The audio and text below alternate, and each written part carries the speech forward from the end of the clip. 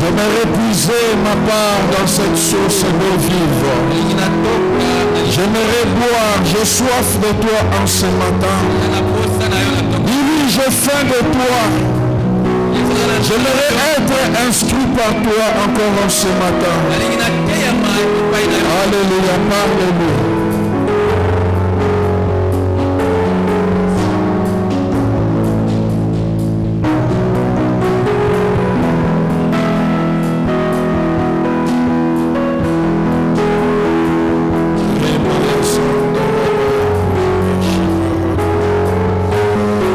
Seigneur, nous nous tenons encore devant de toi, car nous avons faim et soif de toi, Seigneur. Nous nous laissons instruire et édifier par toi, Seigneur. Ta parole vient nous montrer ce que nous devons faire. Au nom de Jésus. Amen. Amen. Est-ce que nous pouvons nous saluer les uns des autres? Dis à votre frère Shalom. Tu peux saluer 2, 3, 4, 5 personnes. Gloire soit rendue à Dieu. Tu peux le faire avec joie.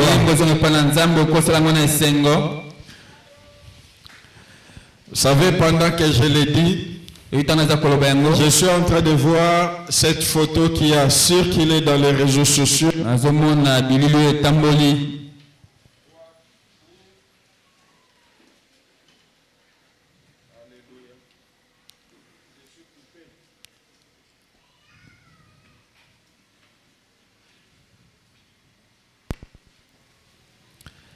Alléluia.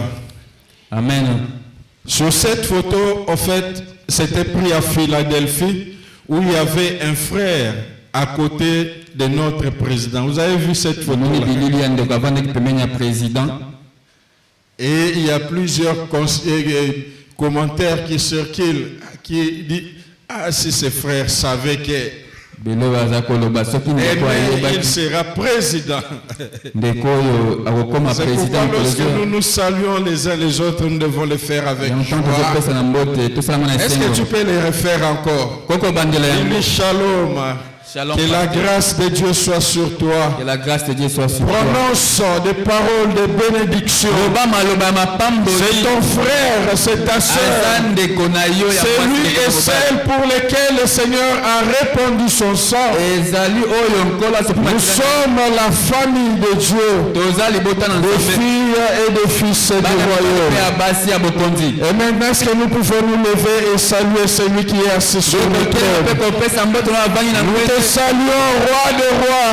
Nous te saluons, Seigneur des seigneurs. Sois le bienvenu dans notre culte ce matin.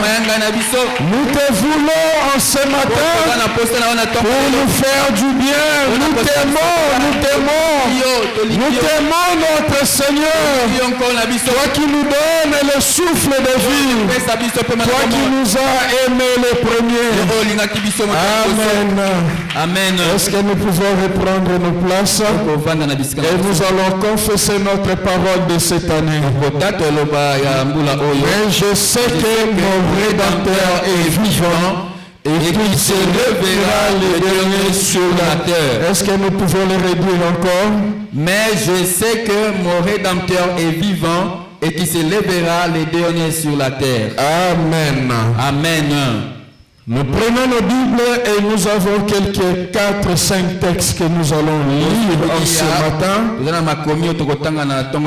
Et en ce matin, nous allons déposer juste un peu notre enseignement sur le Saint-Esprit.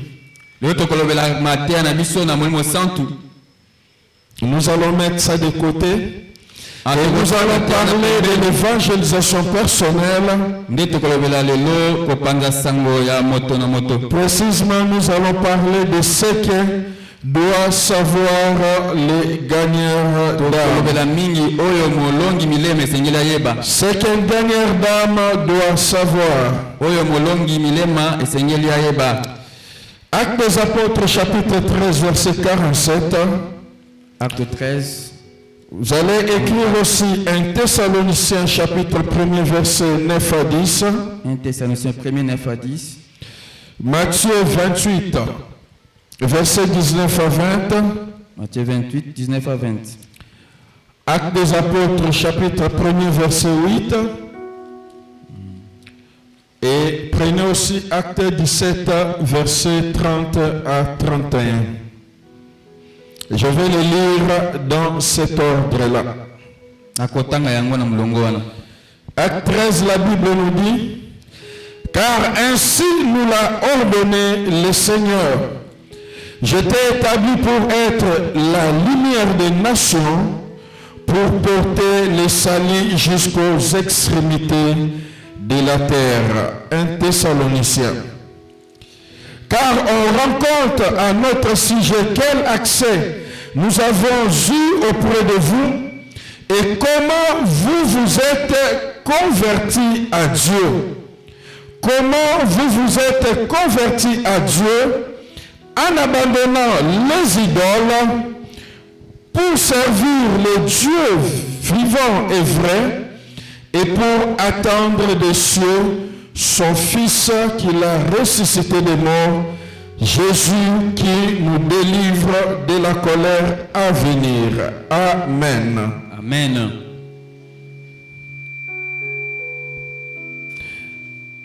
Vous vous êtes convertis à Dieu en abandonnant les idoles pour premièrement servir le Dieu vivant et vrai, et deuxièmement, pour attendre des cieux son Fils qu'il a ressuscité des morts. Matthieu 28.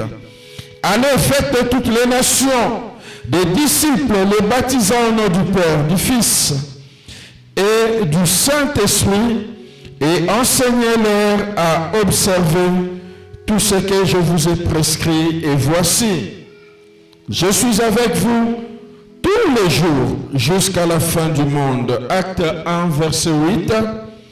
Mais le Saint-Esprit descendra sur vous, vous recevrez sa puissance et vous serez mes témoins à Jérusalem, dans toute la Judée, dans la Samarie et jusqu'aux extrémités du monde ou de la terre. Acte 17, verset 30.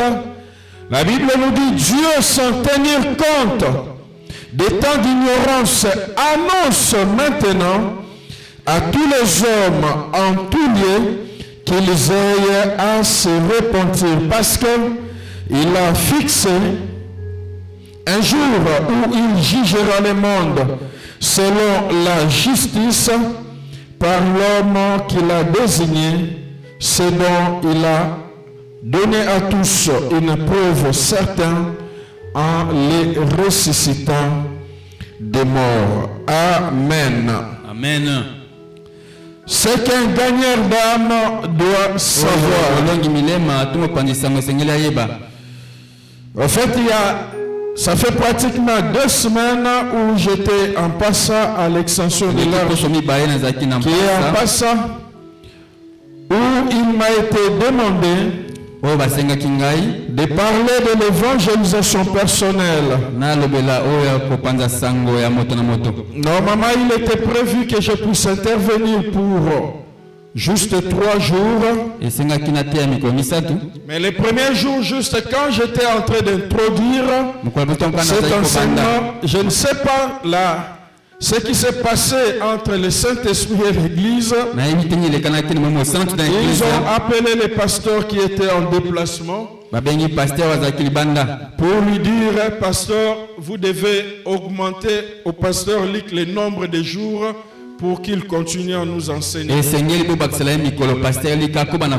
on m'accorda la semaine qui venait.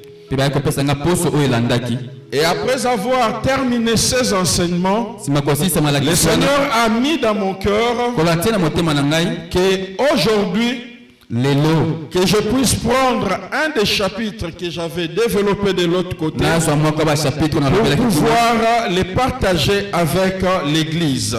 Ce qu'un gagneur d'âme doit savoir. Pourquoi?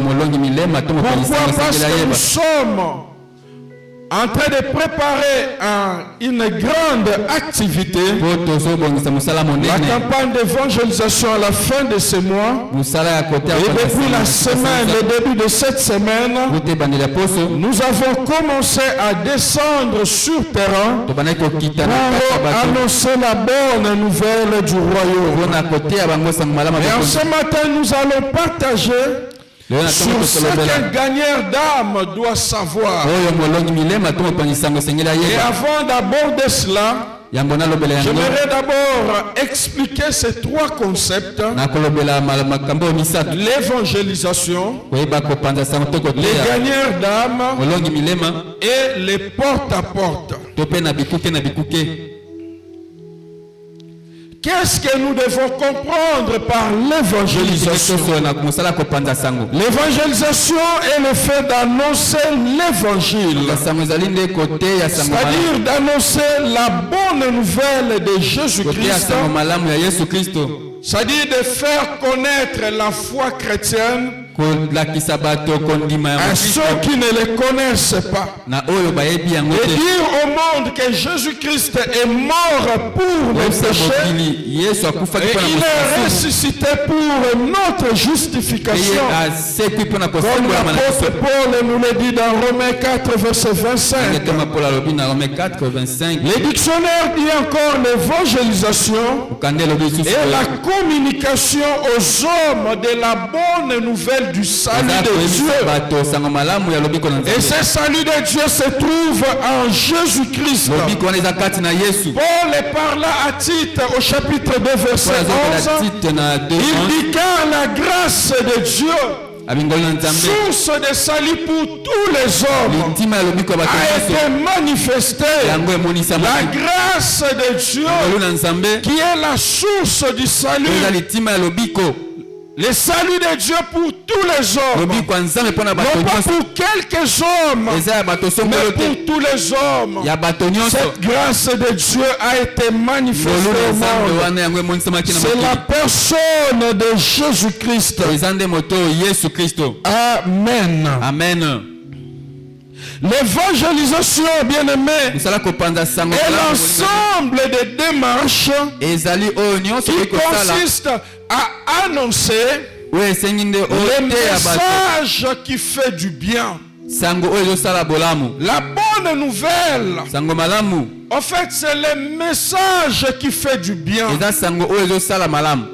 Les textes originaux de la parole de Dieu qui a été traduit par la bonne nouvelle veut simplement dire le message qui fait du bien. C'est-à-dire lorsque nous sortons pour annoncer l'évangile, nous devons annoncer aux hommes le message qui fait du bien. Contrairement à plusieurs personnes, ils annoncent aux hommes les messages qui font peur, le message d'un Dieu méchant, un Dieu qui est prêt à tuer. Ce n'est pas ce qu'est la bonne nouvelle. Il est vrai que lorsque l'homme n'accepte pas la bonne nouvelle, lui-même prend la décision pour les lieux de tourment. Mais le message qui nous a été demandé de communiquer aux hommes, c'est la bonne nouvelle, le message qui fait du bien. Est-ce que tu peux dire à ton frère le message qui fait du bien? Et c'est pourquoi vous voyez l'apôtre Pierre dans les Actes des Apôtres chapitre 10 au verset 38, 10, verset 38. Dans la maison de Corneille, lorsqu'il ouvre la bouche pour les évangéliser, il commence par ces mots. Vous savez comment Dieu a oint du Saint-Esprit et de force Jésus-Christ de Nazareth, qui allait de lieux en lieux faisant du bien. C'était ça le but du Seigneur. Il allait de lieux en lieux faisant du bien. Et il nous a donné la parole qui fait du bien, que nous devons communiquer aux autres. Amen. Amen. Il y a un homme de Dieu du nom de William Temple, qui a défini comme ceci l'évangélisation. Il a dit que l'évangélisation, c'est le fait de présenter Jésus-Christ dans la puissance du Saint-Esprit, de manière que les hommes placent leur confiance en Jésus-Christ comme leur sauveur et de s'engager à les servir comme Seigneur dans la fraternité de l'Église. Il dit que l'évangélisation, c'est le fait de présenter Jésus-Christ par la puissance du Saint-Esprit, de manière que les hommes puissent placer leur confiance en Jésus-Christ comme leur sauveur et de les servir comme leur Seigneur dans la fraternité de l'Église. Amen. Amen. L'évangélisation, bien aimé, a pour but la conversion personnelle ou collectif des hommes. L'évangélisation amène ou doit amener la conversion. La bonne nouvelle doit amener la conversion de l'homme dans toute sa totalité. C'est-à-dire que ce soit lui dans sa personne, son âme, même ses activités, même ses centres d'intérêt, même sa vie et même son milieu doit changer. Tout doit changer. Amen. Amen. Les gagneurs d'âme, c'est qui? C'est celui qui gagne des âmes. La Bible nous dit dans Proverbe chapitre 11, verset 30 plutôt, Proverbe 30, que celui qui gagne des âmes est sage. Et les gagneurs d'âmes, c'est qui? C'est tout enfant de Dieu. Tout celui qui se reconnaît comme enfant de Dieu, qui s'engage à annoncer la bonne nouvelle dans le but de sauver les âmes en faisant la volonté de Dieu. Ce ne sont pas des personnes étrangères. Ce sont des hommes et des femmes qui ont connu le Seigneur, qui ont reçu le Seigneur. Jean 1, verset 12 à 13, la Bible nous dit: à tous ceux qui l'ont reçu, à ceux qui croient en son nom, elle a donné le pouvoir de devenir enfants de Dieu.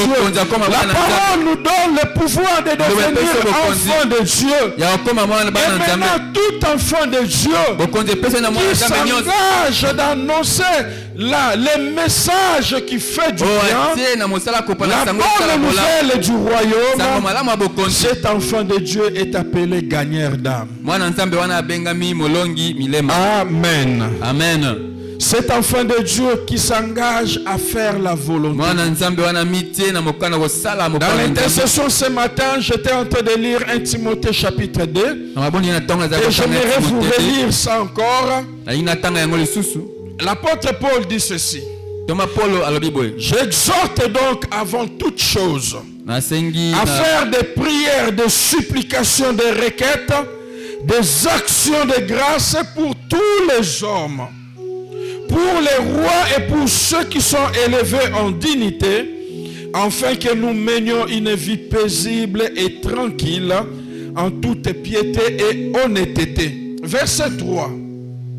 Cela est bon et agréable devant Dieu notre Sauveur. Verset 4. Qui veut que tous les hommes soient sauvés et parviennent à la connaissance de la vérité. Amen. Amen. Qui dans l'histoire a dit que je suis la vérité? Qui a fait cette déclaration? C'est qui? Il a dit quoi? Je suis le chemin,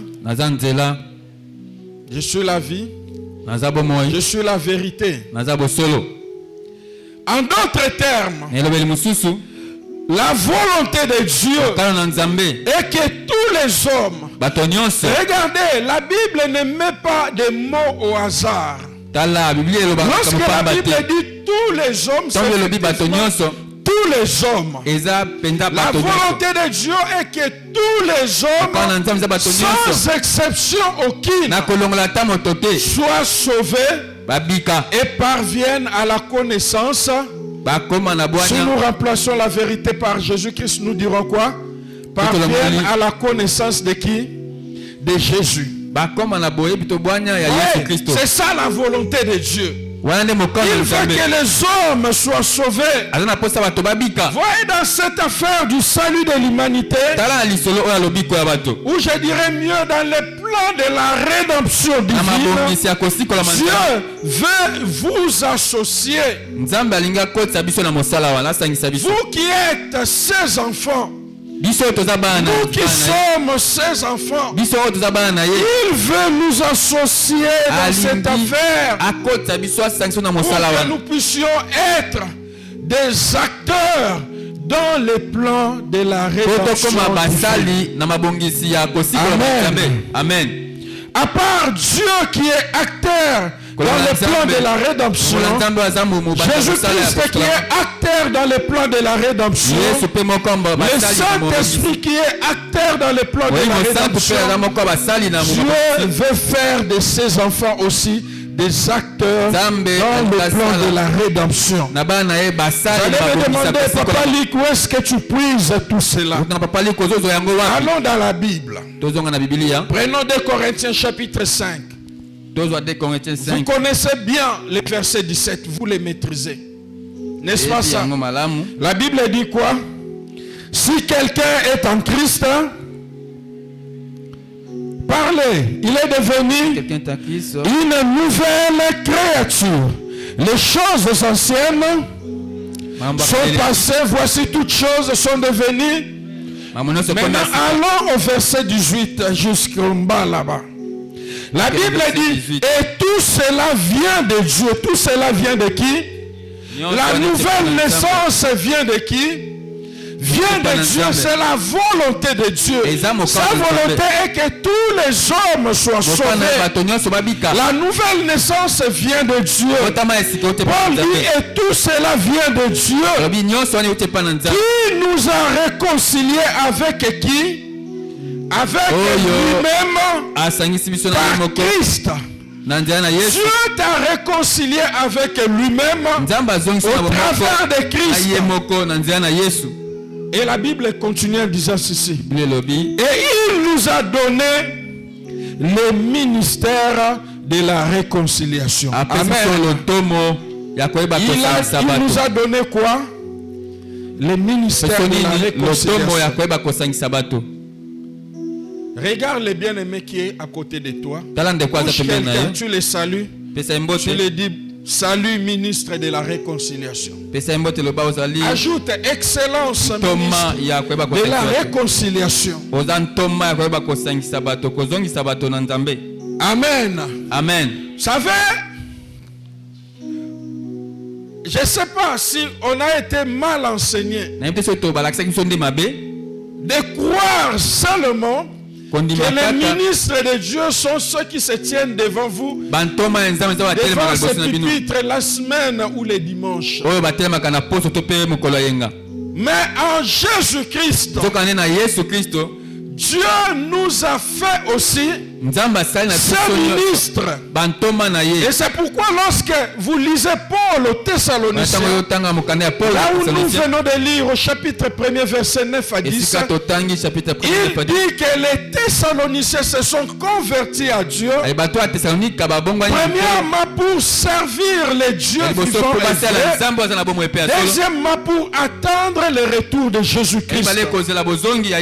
C'est ça la finalité du salut. lorsque nous recevons Jésus-Christ et que le Seigneur permet que nous soyons encore vivants sur la terre, c'est pour deux choses. Pour servir le Seigneur et deuxièmement pour attendre le retour de Jésus-Christ.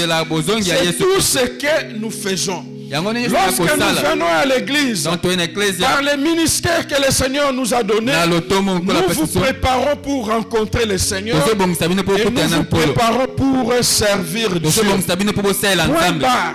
Si vous ratez ces objectifs, bien aimé, vous ratez la récompense que Dieu a prévue pour vous. Nous sommes sauvés premièrement pour servir Dieu. Deuxièmement, pour faire quoi? Pour attendre le retour de Jésus. Donc ta vie étant qu'enfant de Dieu, tu dois te préparer à rencontrer Dieu. Tu dois les servir pendant que tu as encore les Si tu ne fais pas cela, tu rates. Et celui qui sert, c'est un serviteur. N'est-ce pas? Ministre de la réconciliation. Et si vous descendez jusqu'en bas, Paul dit que nous faisons fonction d'ambassadeur. Nous sommes des ambassadeurs. De la même façon que Dieu, au verset 19, il dit Dieu était en Christ, réconciliant le monde avec lui-même. Aujourd'hui, Dieu est en nous. Ce n'est pas comme dans l'Ancien Testament où Dieu était dans les tabernacles.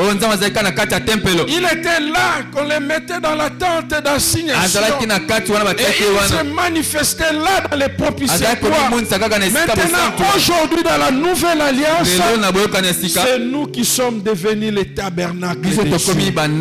Amen. C'est comme ça l'apôtre Paul nous appelle les temples du Saint-Esprit. Et Jésus-Christ dans l'Apocalypse dit voici je me mets à la porte. À la porte de notre cœur. Il dit quoi? Il frappe. Lorsque nous lui ouvrons les cœurs, il dit quoi? Il entre. Il fait de nous son temple. Son habitation en esprit comme l'apôtre Pierre. Amen. Amen. Ministre de la réconciliation. Regarde-lui encore, dit excellence. Tu es excellence.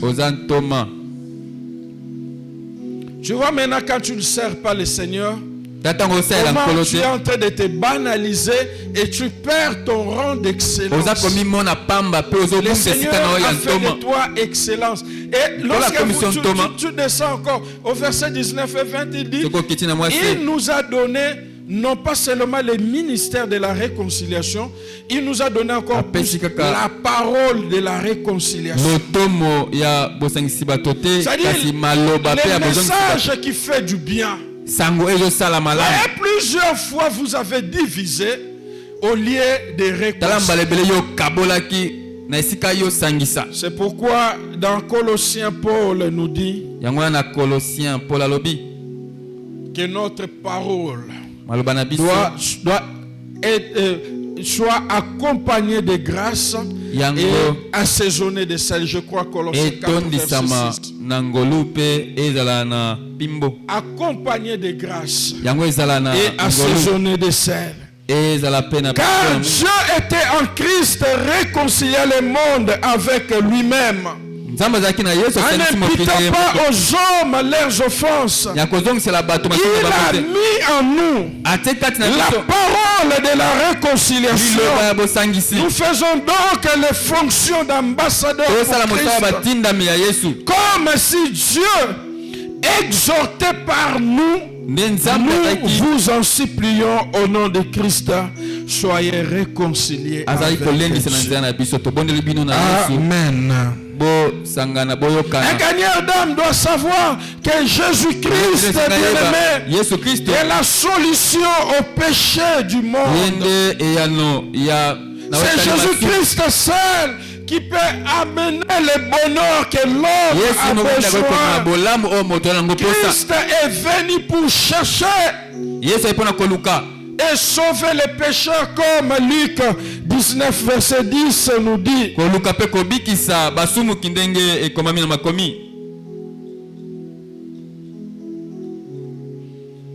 Tu dois voir avant tout, étant que gagneur d'âme, la condition des gens vers qui Dieu t'a envoyé. Tu dois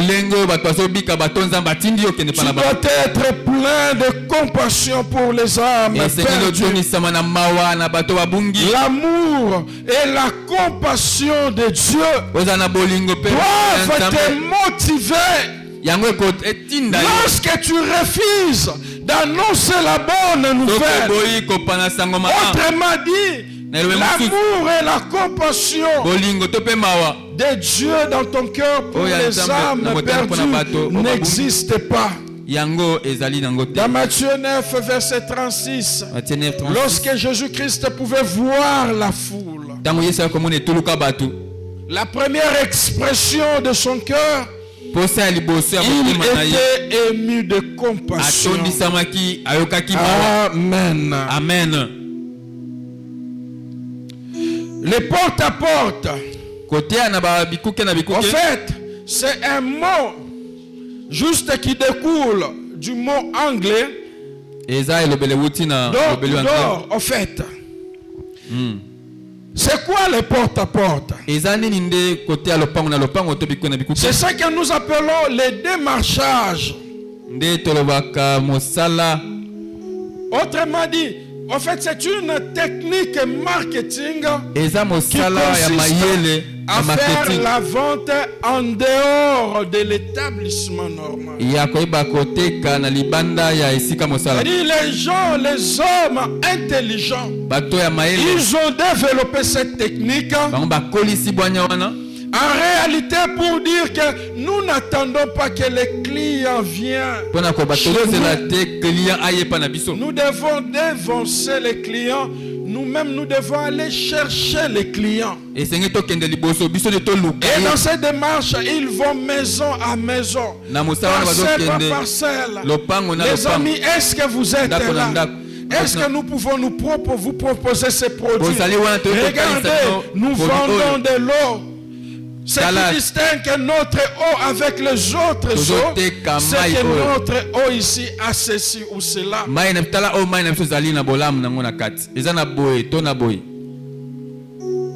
Vous voyez ces gens-là, n'est-ce pas?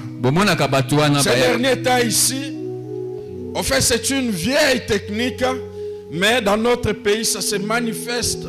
C'est dans cette décennie. Et de l'autre côté, en Occident, ce qui est avantageux, on vous dit même, vous essayez notre produit, si vous n'êtes pas satisfait, vous vous ferez rembourser.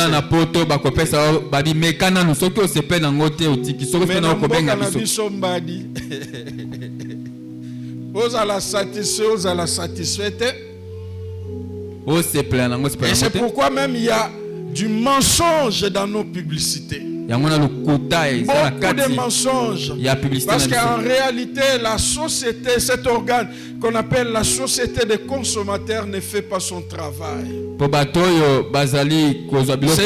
le cas pour de l'autre côté. Et cette technique s'est développée même par téléphone. C'est ce que vous retrouvez actuellement dans les entreprises qu'on appelle les services clientèle. C'est-à-dire, on a abordé de loin. Ça fait dans l'ancien temps, ça existait aussi chez nous. Avec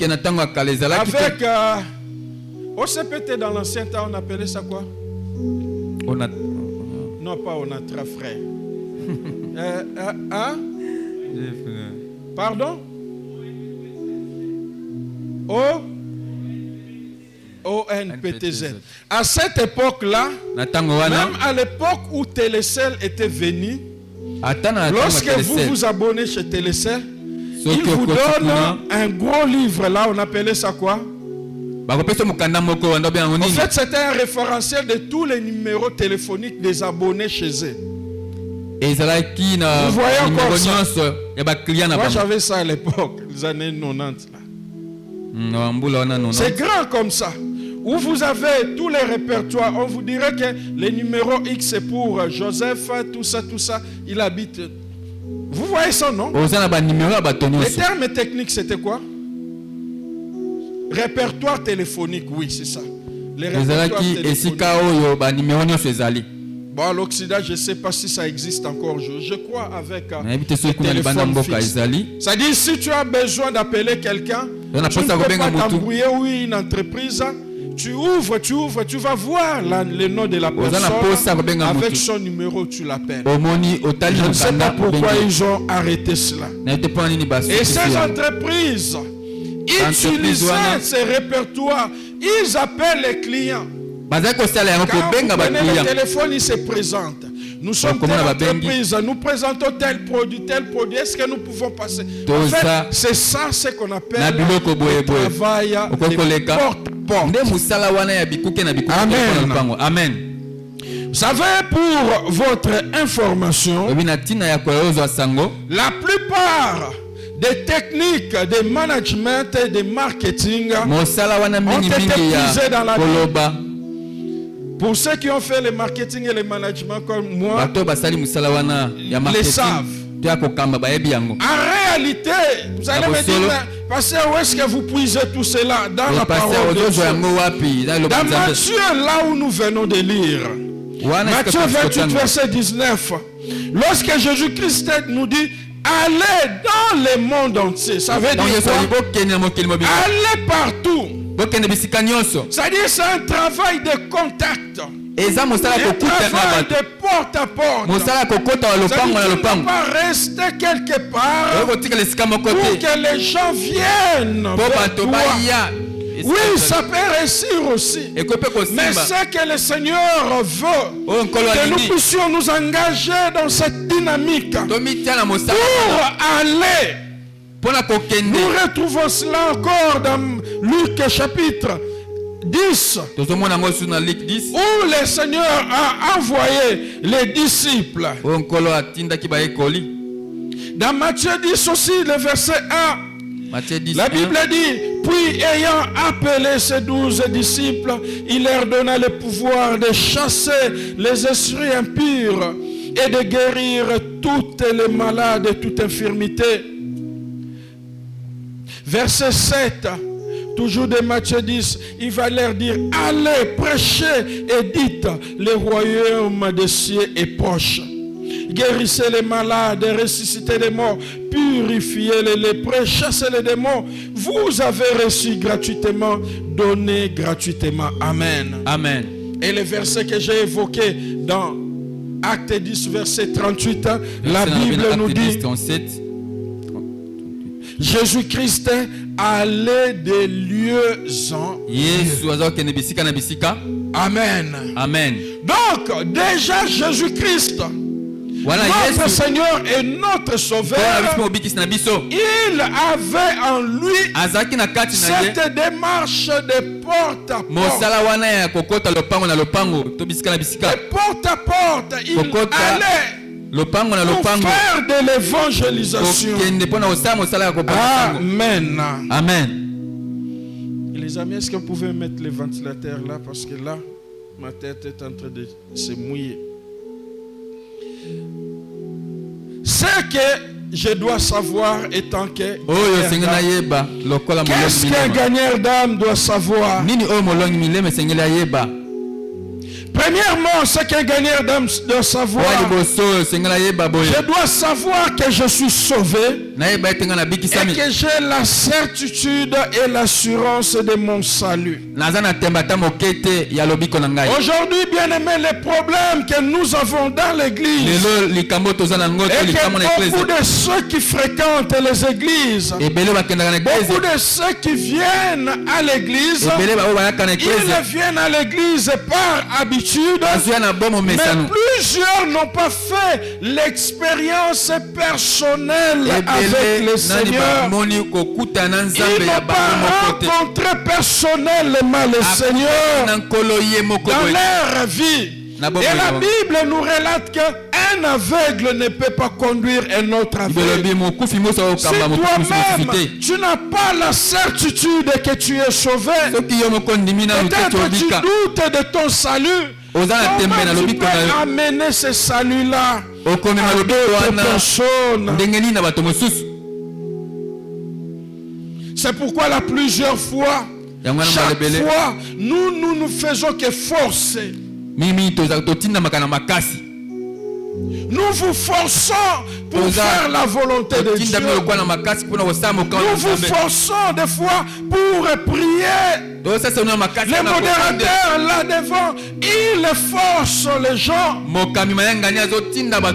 Est-ce que la saison sèche doit être une raison pour laquelle tu dois être froid pour prier le Seigneur? Et si tu étais au Canada, tu ne prierais pas? Est-ce que la chaleur doit t'empêcher de prier le Seigneur?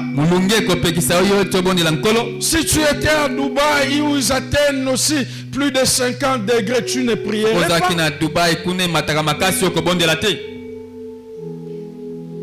Est-ce que les saisons doivent? Non, parce que ça m'a dit,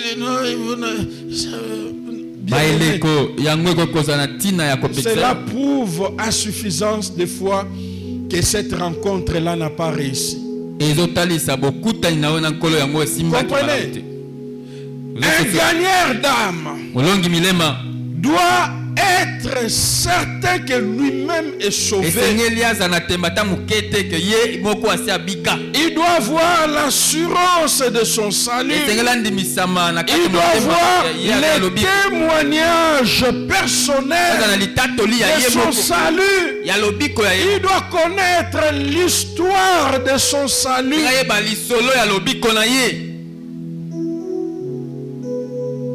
Il ne doit pas être le genre de personne, on lui demande, as-tu reçu le Seigneur Jésus-Christ? Il répond, Nasambelaka. Non, ce n'est pas la réponse. Ça montre à suffisance, tu ne l'as pas reçu. Tu dois avoir, vous savez, l'histoire de ta rencontre avec le Seigneur, c'est au fait cette histoire qui va te soutenir tout au long de la vie. C'est ce qui va te soutenir tout au long de ta vie. Ta rencontre avec le Seigneur, c'est que moi j'appelle des fois la parole du commencement.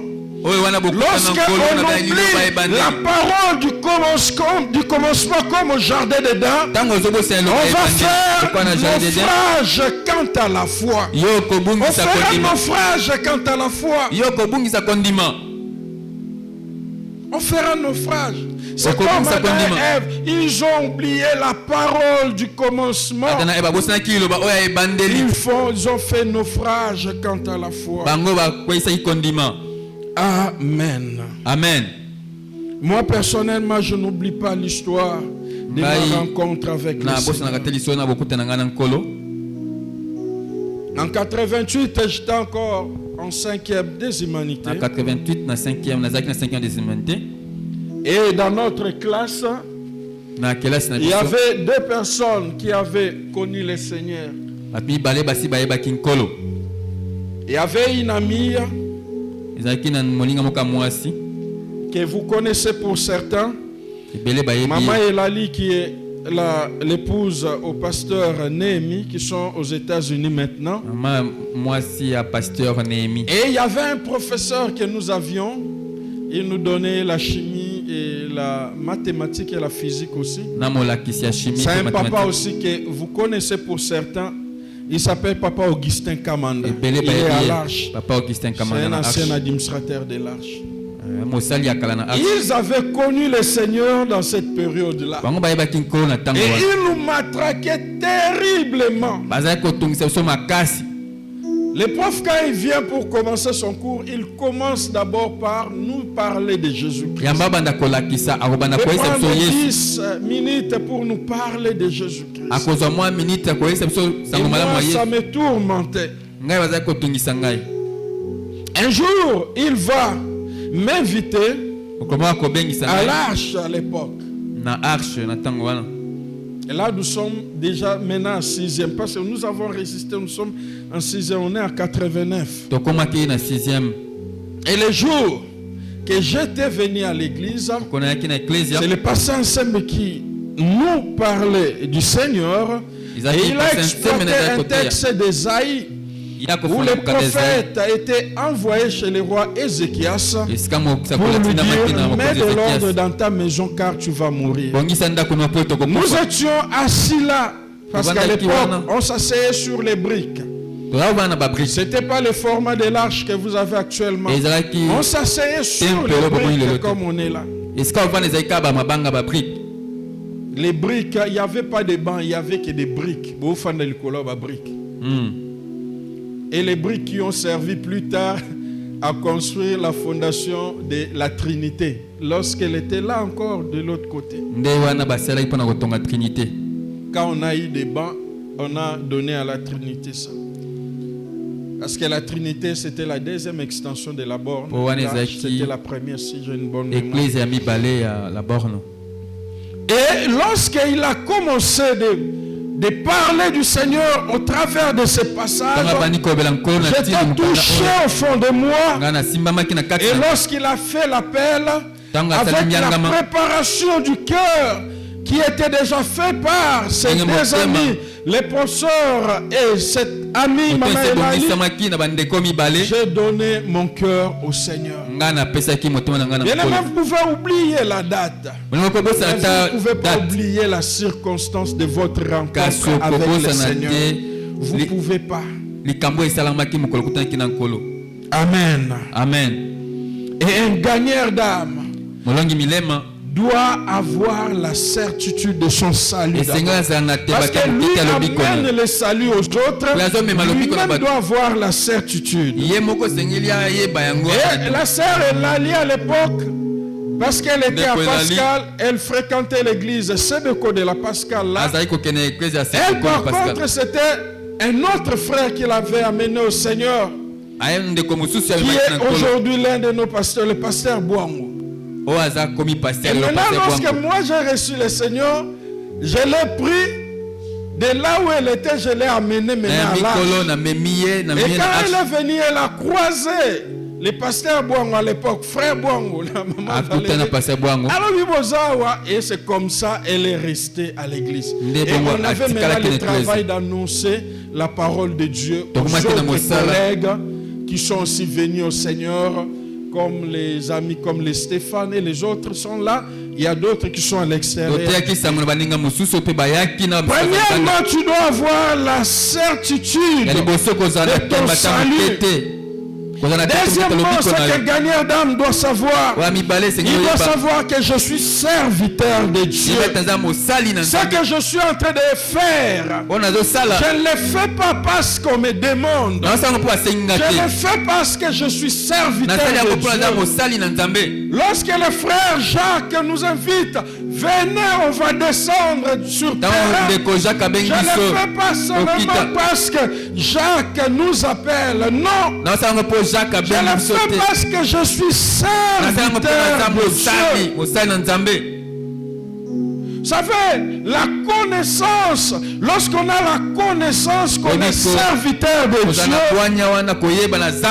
cela a des conséquences. La conséquence, c'est quoi? C'est que je suis responsable de ceux qui ne connaissent pas le Seigneur dans mon entourage. Il y a des gens encore, peut-être vous êtes là ce matin, toute la famille, vous êtes calme et tranquille. Tellement sa réputation en famille. Mais vous avez la parole qui peut changer cette personne. Mais vous le laissez à son triste sort. Moi, lorsque j'ai reçu le Seigneur, la première chose que je fais, asseoir ma famille. Chacun à son tour. Tous mes frères et sœurs, je leur ai parlé de Jésus-Christ. Le reste ne me concernait pas. Moi, je voulais juste me dégager de ma responsabilité. Leur parler de Jésus-Christ. La décision leur appartient, mais moi je fais mon travail. Donc lorsque tu as la connaissance que tu es serviteur de Dieu, cela a comme implication tu es responsable de ce qui se perd tout autour de toi. La Bible nous dit que nous avons reçu le ministère de la réconciliation. Dieu réconcilie les hommes avec lui aujourd'hui par l'entremise de toi, par l'entremise de moi, par notre entremise. Et il nous a donné la parole de la réconciliation. Écoutez ce que le prophète Ézéchiel nous dit. Ézéchiel 3, verset 18. Ézéchiel 3, 18. Je commence au verset 17, il dit ceci. Fils de l'homme, je t'ai établi comme sentinelle sur la maison d'Israël. Tu écouteras la parole qui sortira de ma bouche. Tu écouteras la parole qui sortira d'où? La parole qui sortira de la bouche de l'Éternel. Et tu les avertiras de ma part. Quand je dirai aux méchants, tu mourras, si tu ne l'avertis pas, si tu ne parles pas, pour détourner le méchant de sa mauvaise voie et pour lui sauver la vie, ce méchant mourra dans son iniquité et je te redemanderai son sang. Verset 19. Mais si tu avertis le méchant et qu'il ne se détourne pas de sa méchanceté et de sa mauvaise voie, il mourra dans son iniquité et toi tu sauveras ton âme. Amen. Amen. Chapitre 33, toujours d'Ézéchiel, versets 6 à 7. Vous pouvez commencer au verset, à partir du verset 1er. Je lis jusqu'à le verset 6 à 7. La Bible dit, si la sentinelle voit venir l'épée, c'est-à-dire si la sentinelle voit venir les dangers, et ne sonne pas la trompette, il voit les dangers et ne proclame pas la trompette. C'est-à-dire il n'avertit pas. Si le peuple n'est pas averti et que le peuple vienne enlever à quelqu'un la vie, le peuple vient enlever à quelqu'un la vie, celui-là périra à cause de son iniquité. Pas de ton iniquité, mais son iniquité. Mais je redemanderai son sang à la sentinelle. Et toi, fils de l'homme, je t'ai établi comme sentinelle. Tu es ministre de la réconciliation. Tu es ambassadeur. Mais aussi tu es sentinelle. Voyez être ministre de la réconciliation. Être ambassadeur. Apparemment, ce sont des positions de gloire. C'est pourquoi il y a des gens, lorsqu'ils se tiennent debout, il a de la fierté. Mais c'est que nous ne voulons pas des fois jouer le rôle de la sentinelle. Dis-lui, tu es sentinelle. Au monde des Akilo.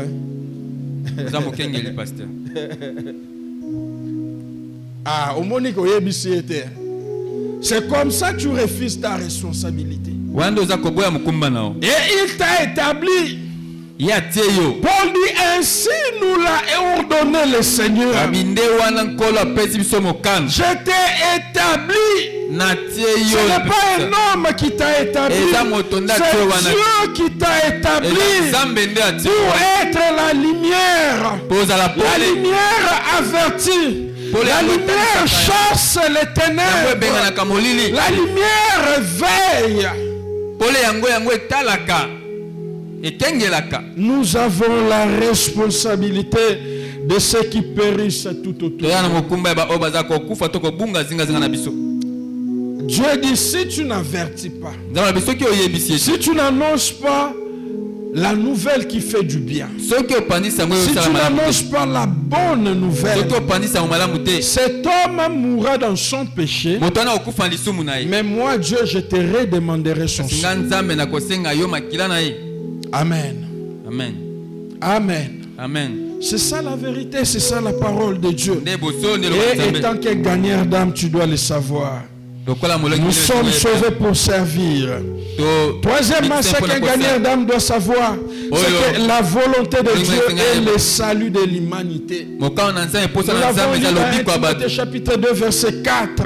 Dieu veut que tous les hommes soient sauvés.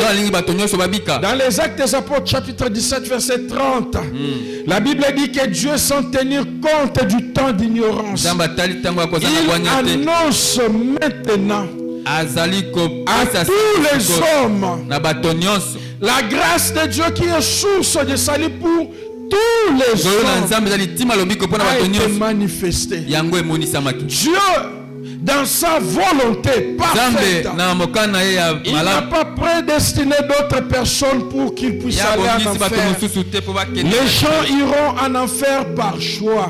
Mais la volonté de Dieu est que tous les hommes soient sauvés. C'est ça ce qu'il veut. Et toi, en tant que gagneur d'âme, il ne faut pas considérer ton frère là qui est un trouble fait dans la maison. Non, c'est pas ça la volonté de Dieu. Akomi bongisama ye moko pona lifelo soki aboyi kondima sango malamu oyo yo omemeli. Omemelaki sango malamu te. Ofandisa ete pona oteya ye. Te osalaka ngote. Mais ozo condamné kaka na lifelo mbala moko. Est-ce que c'est juste même? Même Mouto okuta sali mabe dans la justice, on dit quoi? Il y a présomption d'innocence. Oyo Mouto ya sali mabe. Mais oh, bino vraiment li fait le pont na bino. Non, c'est pas ça la bonne nouvelle du royaume.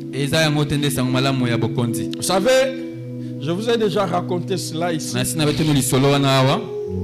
92, je crois, j'étais avec ma tante dans un village lointain de Basakata, Angeli. On a fait une semaine pour pagayer pour arriver à Kita Bokoro, pour ceux qui le savent. Et dans ce village, il y avait un jeune homme. Il avait les réflexes de Koulouna qu'on a actuellement. C'est-à-dire, ceux qui ont Meli Diamba, Azu Machette, et l'autre, il faut ça, il faut Kima. Il faut Kima. Si on veut Kima, qui t'es na foot. Mais qu'est-ce que je faisais pendant qu'il est calme? Comme je me promenais toujours avec ma Bible, Louis II, je prenais la Bible et je le prends sous un arbre, je lui parle du Seigneur. On a fait là après 2 ou 3 mois. Parce qu'on était allé chercher les poissons. On achetait les poissons chez les pêcheurs et on fumait cela. Ça nous a pris, je crois, 2 mois. Et pendant tout le temps que je lui ai annoncé la parole, il n'avait pas changé.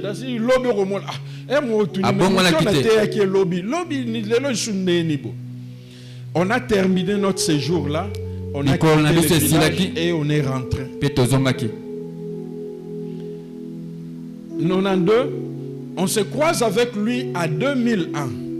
Et là maintenant c'était à Bandundouville, juste au port de l'Onatra, pour ceux qui le savent. Le port est clôturé comme Congo, CEP Congo là, avec des grilles comme ça. Moi j'étais en dehors, lui était dedans, ils accostent aussi pour le contrôle. Quand il m'a vu, il m'a appelé Papa Luc. Mais je ne le reconnaissais pas. Il est sorti avec joie, il est venu, il m'a embrassé. Mais je n'arrivais pas. Je télécharge tous les visages de ma tête. Ça ne vient pas. Et lorsqu'il me dit, c'est alors que j'ai revu son visage. Il dit, Papa Luc, je suis devenu évangéliste. Moi, j'ai dit, ce qui m'a fait rire, c'est sa réaction. Il m'a embrassé, il m'a dit, je suis devenu évangéliste. J'ai dit, gloire à Dieu. Il m'a dit, gloire à Dieu, il dit, oyebi maloba oyo bandai kote yanga, chaque jour na séance wana, quand vous avez quitté le bolongwe na mboka, je ne suis pas resté tranquille. Le Saint-Esprit m'a tourmenté, jusqu'à ce que j'ai donné ma vie au Seigneur et aujourd'hui je le sers. Amen. Amen. La volonté de Dieu est que les hommes soient sauvés. Et c'est à cela que je dirais encore, les gagnants d'âme doivent savoir que la parole de Dieu est une sémence. Comprenez? Tu n'as pas besoin de rester là pour voir comment ça va pousser. Non. Et la sémence a germé après moi. Mon travail, quand j'ai quitté le village, j'ai continué à arroser cela par la prière. Seigneur, manifeste-toi. Seigneur, que cette parole-là puisse les changer. Je continuais à prier. C'est-à-dire, je faisais qu'arroser la parole que j'avais annoncée. Et derrière moi, le Saint-Esprit se servit de cette parole pour les ramener. Travaillez pour Dieu qui t'a sauvé, bien-aimé. Travaillez pour Dieu qui est le Père qui t'a aimé le premier. Ne doit pas être comme une sorte de corvée. Ne doit pas être comme quelque chose qu'on te force. Non, bien-aimé, c'est que tu n'as encore rien compris. Jésus-Christ dans la rencontre dans Jean 4 avec la femme samaritaine, il pouvait dire aux disciples, j'ai fait la volonté de mon Père, je m'occupe des œuvres de mon Père. La volonté de ton Père est que tous les âmes soient sauvées. Et lorsque nous te motivons pour venir et descendre sur le terrain, ne trouve pas ça comme un dérangement. En d'autres termes, nous sommes en train de t'aider pour avoir la récompense de Dieu. Et cette récompense-là, tu ne vas pas partager cela. Nous sommes en train de t'aider de marquer les points ou de te faire un compte auprès de Dieu. Ça ne doit pas être quelque chose de forcé, bien aimé. Ça ne doit pas être une forme de corvée. Cinquièmement, les gagnants d'âme doivent savoir que le salut est l'œuvre de la grâce. Le salut est quelque chose de gratuit. Ephésiens 2, versets 8 à 9. La Bible nous dit que c'est par la grâce que vous êtes sauvés, par le moyen de la foi. Et cela ne vient pas de vous, c'est le don de Dieu. Ce n'est point par des œuvres afin que personne ne se glorifie. Personne ne mérite le salut de Dieu. De la même manière que tu sais que personne ne mérite le salut de Dieu, tu dois savoir que Dieu n'exclut personne dans son salut. C'est l'œuvre de la grâce. Dieu offre son amour. Dieu offre sa grâce à tout le monde. La Bible nous dit qu'il a tant aimé le monde. À cause de cet amour, il a donné ce qu'il avait de meilleur. Son fils, simplement par amour. Ce n'est pas par les œuvres comme Paul le dit. Ce n'est pas par nos mérites. 1 Jean 4, verset 9. La Bible nous dit l'amour de Dieu a été manifesté envers nous en ce que Dieu a envoyé son Fils unique dans le monde afin que nous vivions par lui. Et cet amour consiste non point à ce que nous avons aimé Dieu, mais à ce qu'il nous a aimés et a envoyé son Fils comme victime expiatoire pour nos péchés.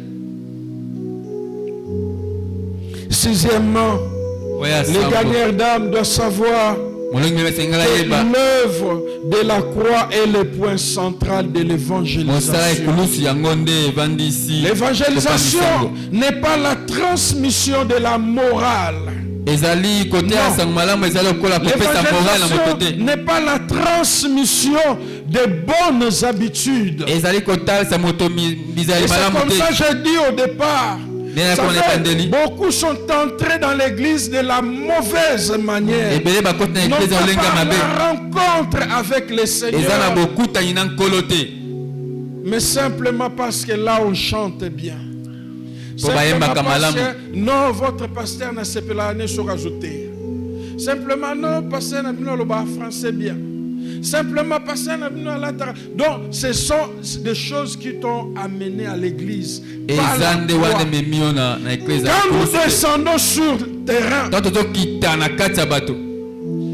l'apôtre Paul nous dit ceci dans 1 Corinthiens chapitre 2 verset 1er. Moi frère, lorsque je suis allé vers vous, ce n'est pas avec une supériorité de langage ou de sagesse que je suis allé vous annoncer les témoignages de Dieu. Car je n'ai pas eu la pensée de savoir parmi vous autre chose que Jésus-Christ crucifié. Amen. Les points centraux. Lisez les Actes des Apôtres. Voyez comment l'apôtre Pierre faisait son évangélisation. Le cap, c'était l'œuvre de la croix. Jésus que vous avez crucifié, c'est lui que Dieu a élevé. Et c'est par son pouvoir que nous avons opéré ce que vous voyez. Si vous croyez à ce Jésus-là, c'est le point central. Il avait fallu que le sang coule pour la rémission des péchés, pour que les péchés soient effacés. Et il a fallu qu'un homme puisse payer. Un homme sans péché et sans tâche. C'est Jésus pour payer. Et c'est lui qui est votre rédempteur pour vous réconcilier avec Dieu. Dans Colossiens 2 verset 14, un passage que vous aimez, la Bible nous dit il a effacé l'acte dont les ordonnances nous condamnaient. Amen. Et qui subsistait contre nous. Et il a détruit en les clouant ou à la croix. Amen. Il a dépouillé les autorités, les dominations, et les a livrés publiquement en spectacle en triomphant d'elles par la morale. Amen. Non. Par la croix. C'est le point central de l'évangélisation. C'est le message que vous devez annoncer. La bonne nouvelle du royaume. Dieu vous a aimé, mais comme étant un Dieu juste, un Dieu saint qui n'agrée pas les péchés. Et nous avons désobéi. Il a fallu que sa justice, comme étant un Dieu juste, sa justice devait s'exercer. Et comme il vous aime, il n'a pas voulu que sa justice s'exerce sur vous. Il a choisi ce qu'il avait de meilleur. Son fils qui était sans péché. Il a exercé sa justice sur lui. Il y a quelque part dans Romains, je n'ai pas le passage en tête, où l'apôtre Paul dit Dieu a condamné le péché dans la chair de Jésus-Christ. Est-ce que vous pouvez trouver ce passage? En l'envoyant à la croix, il a condamné le péché dans Jésus-Christ. Et c'est ce que l'homme doit comprendre. Tu dois savoir que le point central, c'est la croix de Jésus-Christ, l'œuvre de la croix. Septièmement, bien-aimé, vous devez savoir, les gagnants d'âme doivent savoir que la conversion n'est pas une œuvre humaine. Ce n'est pas une œuvre humaine. C'est l'action conjuguée de la parole et du Saint-Esprit. Dans cette œuvre de la rédemption de l'homme, Dieu utilise aujourd'hui d'amener la parole. Mais il y a une part. C'est la part du Saint-Esprit. La parole n'est pas ta parole. C'est Dieu qui t'a donné la parole de la réconciliation. C'est sa parole que nous annonçons. Tu ne dois pas te fabriquer un message à annoncer. Tu dois prendre la parole de la réconciliation. C'est sa parole. C'est comme ça, il disait à Nicodème, tu dois naître d'eau et d'esprit. L'action conjuguée de la parole de Dieu et du Saint-Esprit, c'est ce qui amène au salut. Le Saint-Esprit a le rôle de convaincre du péché. Même lorsque tu es en train de parler à cet homme qu'il plaire, ce n'est pas une œuvre humaine, c'est le travail du Saint-Esprit. Moi j'avais annoncé la parole à ce jeune homme. J'ai quitté même le village. C'est là la force de la parole. Et il est resté, c'est le travail du Saint-Esprit qui est resté. Il a amené à genoux à terre pour faire de lui son serviteur. Amen. Amen. Amen. Amen. Huitièmement, bien-aimé, un gagnant d'âme doit savoir qu'il doit être un modèle. Il doit avoir un bon témoignage, il doit être crédible. Vous savez, lorsque Pierre parle aux femmes, nous pouvons les lire. Supportez-moi juste 5 minutes, on lit sur quelques passages.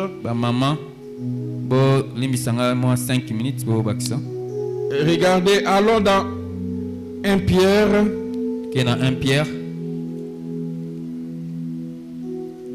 Je suis au chapitre 2e, le verset 12e. Il dit ceci. Ayez au milieu des païens une bonne conduite. Ayez au milieu des païens quoi? Une bonne conduite. Afin que là même où ils vous calomnient comme si vous étiez des malfaiteurs, qu'ils remarquent vos bonnes œuvres et glorifient Dieu au jour où il les visitera. C'est-à-dire les jours où ils seront convertis. Vous savez, les jours où vous êtes donné à Dieu réellement, c'est ces jours-là, peut-être vous avez fait la différence, dit, ah frère, Wanazaï vraiment, moi Nanzambe, mais oh, Namsoussazaki aventurier. Vous voyez, c'est ce jour-là où le Seigneur les visite, vous pouvez facilement. Parlant aux femmes, il dit ceci. Au chapitre 3e, toujours de la première épître de Pierre, le verset 1er, il dit, femmes, soyez de même soumises à vos maris, afin que si quelques-uns n'obéissent point à la parole, ils soient gagnés. Ils soient quoi? Gagnés. Gagnés sans parole par la conduite de leurs femmes. Vous comprenez? Amen. La conduite et le témoignage. Peut-être un message qui fait du bien pour gagner aussi les autres. Paul, parlant à Timothée au chapitre 4e de sa première épître, au verset 12e, il insiste à Timothée pour lui dire, tu dois être un modèle. Un modèle en conduite. Un modèle en parole. Vous voyez, dans la famille, vous avez tellement de paroles blessantes. Vous avez tellement de paroles injurieuses. Et tel point que lorsque vous ouvrez la bouche pour parler à vos frères, vos soeurs de la part de Dieu, ils ne vous écoutent pas. Parce qu'il y a une contradiction.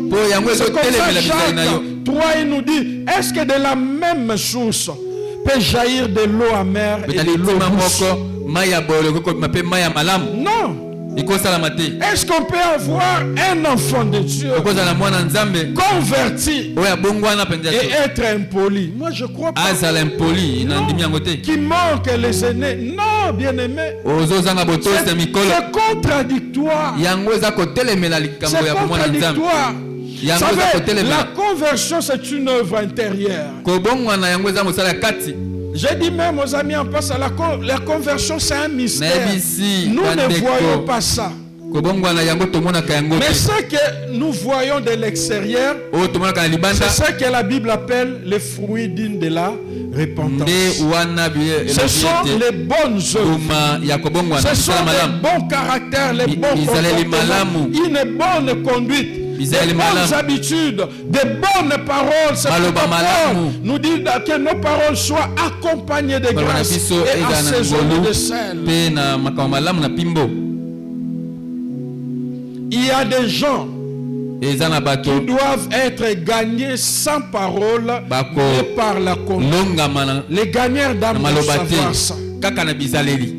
C'est-à-dire sa conduite et son comportement ne doit pas être en contradiction avec ses paroles, les paroles qui annoncent.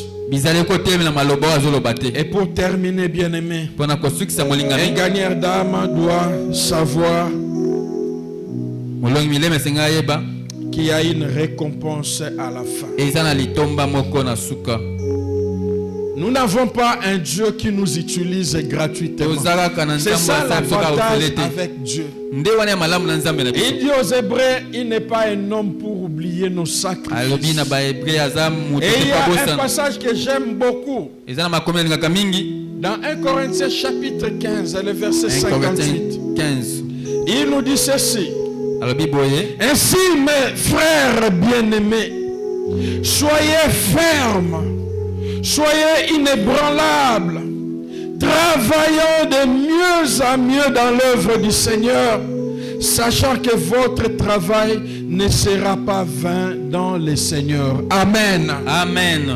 Les gagnants d'âme doivent savoir que ce qu'il fait comme travail pour le Seigneur ne sera jamais vain. Non. Nous n'avons pas un Dieu de la gratuité. Non. Il a pensé de récompenser tout un chacun. Et dans Daniel chapitre 12, le verset 3, la Bible nous dit que ceux qui auront enseigné la justice, c'est comme vous qui auront répandu la bonne nouvelle du royaume. Ceux qui auront enseigné le message qui fait du bien. Les récompenses, c'est quoi? La Bible dit ils brilleront comme les étoiles. Ils brilleront comme les étoiles. Le temps nous manquerait pour énumérer tout ce qu'il y a comme récompense. Mais retenez ces deux passages. 1 Corinthiens 15 verset 58. Travaillez de mieux en mieux dans l'œuvre du Seigneur. Car le Seigneur n'oubliera pas votre travail. Votre travail ne sera pas vain dans le Seigneur. Enseignez la justice à l'humanité. Enseignez la bonne nouvelle à l'humanité. Et ainsi vous allez briller comme les étoiles. Amen. Amen. Est-ce que nous pouvons nous lever et nous allons prier? Alléluia. Merci Seigneur.